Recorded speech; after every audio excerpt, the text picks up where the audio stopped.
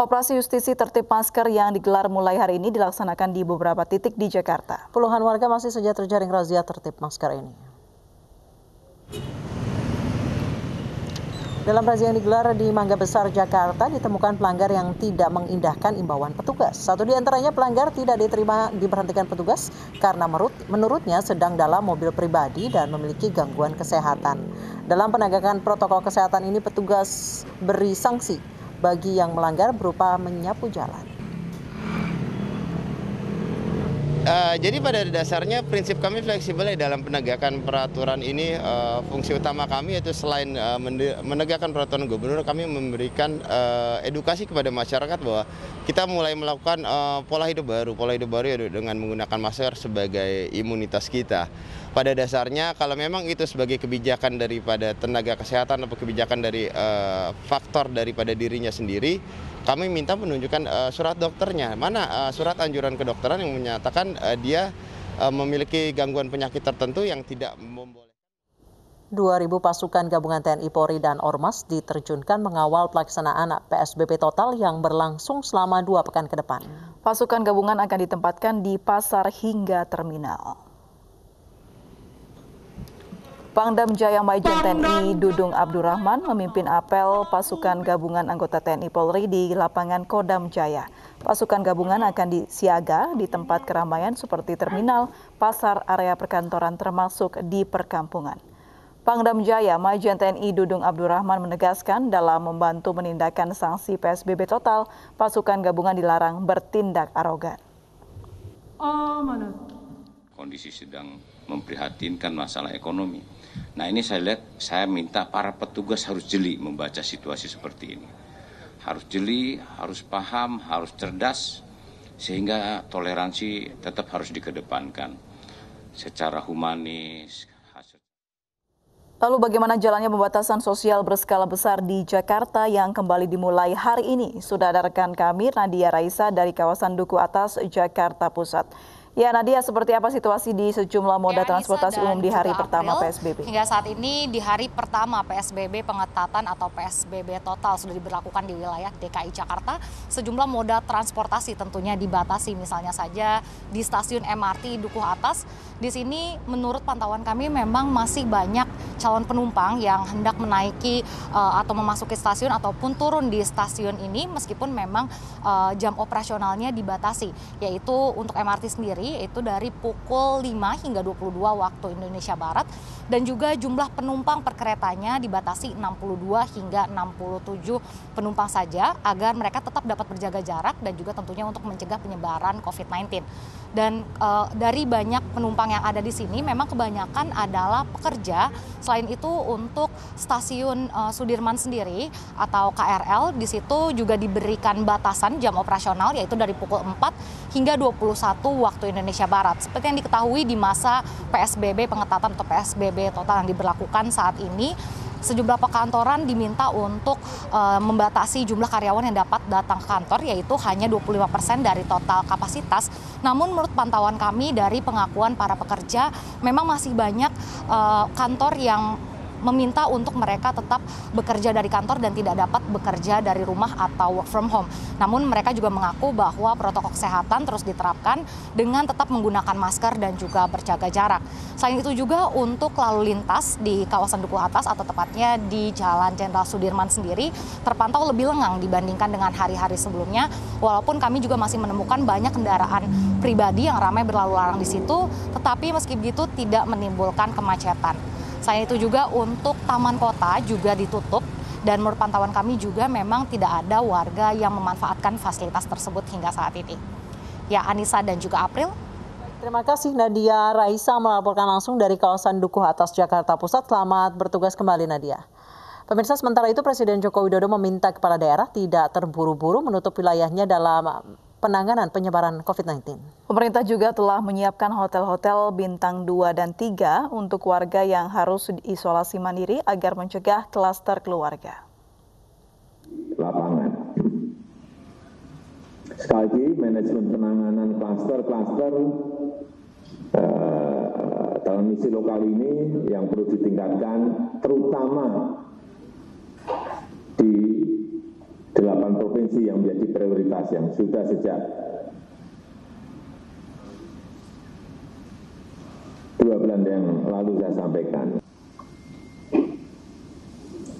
Pemerintah juga menyiapkan pusat-pusat karantina untuk pasien dengan gejala ringan agar tidak melakukan isolasi mandiri, ini juga penting, yang berpotensi menularkan kepada keluarga. Kita telah bekerja sama dengan Hotel Bintang 1, Bintang 2 untuk menjadi fasilitas karantina. Ini tolong juga disampaikan ada 15 hotel bintang 2 dan 3 di Jakarta dengan kapasitas 3.000. Ini kita telah bekerja sama dengan grup hotel yang. Gubernur Anies Baswedan telah ketuk palu memutuskan ibu kota kembali memberlakukan pembatasan sosial berskala besar. Tapi sayang area perkantoran non-esensial masih dibolehkan beroperasi. Dugaan menguat PSBB ibu kota kali ini dalam tekanan sejumlah pihak.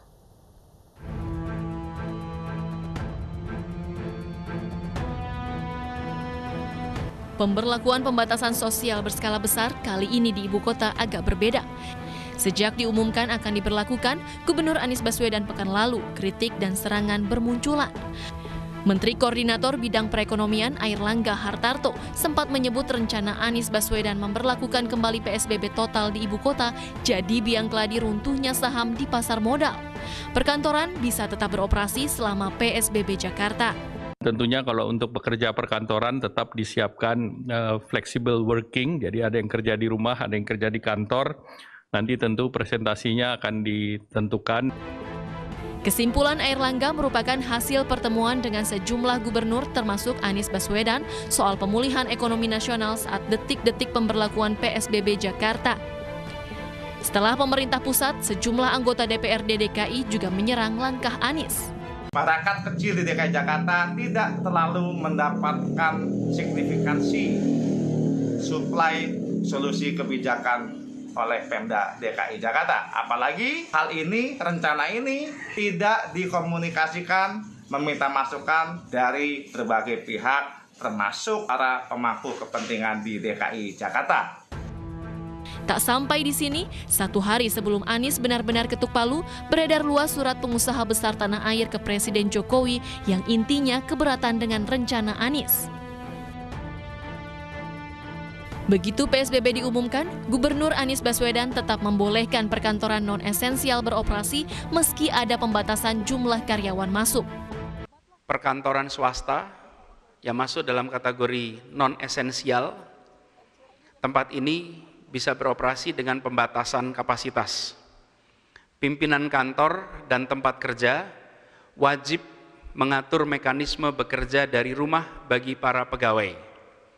Apabila sebagian pegawai harus bekerja di kantor, maka pimpinan tempat kerja wajib membatasi paling banyak 25% pegawai berada dalam tempat kerja dan dalam waktu bersamaan. Tetap membolehkan kantor swasta non-esensial beroperasi agak bertentangan dengan data Pemprov DKI yang bilang perkantoran jadi penyebaran virus corona paling tinggi. Selama PSBB transisi, Juni hingga Agustus, ada 2.323 kasus di perkantoran, pasar 622, asrama 228, aktivitas keagamaan 186 kasus, dan rutan 77 kasus.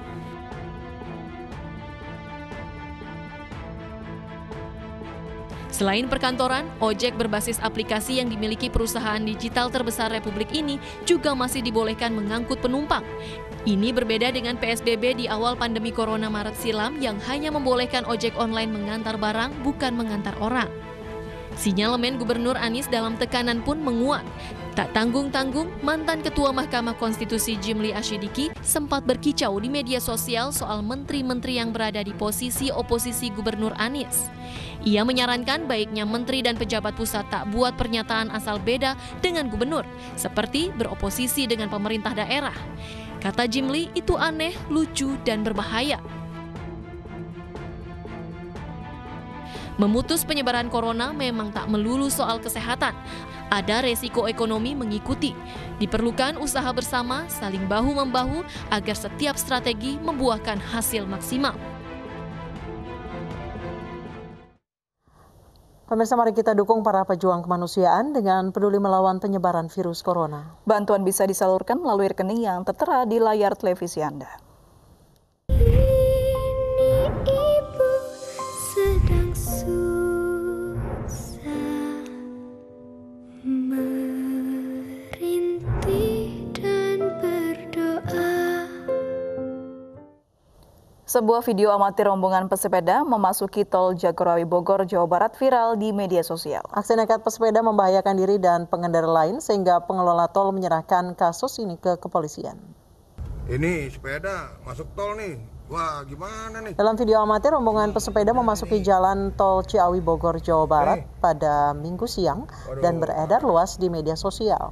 Pengelola tol dan pihak kepolisian terus menyelidiki aksi nekat pesepeda ini. Berdasarkan peraturan pemerintah nomor 15 tahun 2005, kendaraan roda 2 dilarang melintas jalan tol demi keselamatan bersama. Tindakan rombongan pesepeda menyalahi aturan sehingga terancam proses hukum sesuai peraturan yang berlaku. Nih. Waduh, parah dah. Lawan arah. Kita sangat menyesalkan ya ada kejadian itu karena jalan tol itu memang hanya untuk kendaraan bermotor roda 4 ya, kecuali ada beberapa memang yang bisa lihat di roda 2 itu pun tidak di jalan tolnya. Pelanggaran terhadap pasal 22 itu dikenakan di pasal 229 gitu ya, itu ada dendanya kalau tidak salah 100.000 atau ancaman kurungan 15 hari. Jadi sebetulnya buat mereka juga